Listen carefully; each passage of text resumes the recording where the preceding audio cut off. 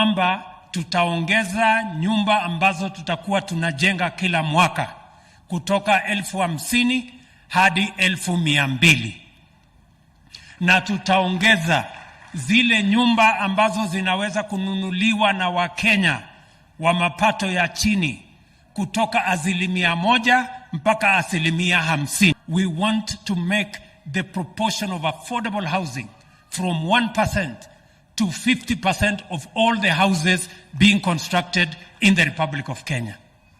Tunataka tukienda mbele kuwa na nyumba, sio lazima uwe tajiri ndio uwe na nyumba ya kuishi ambayo ni yako.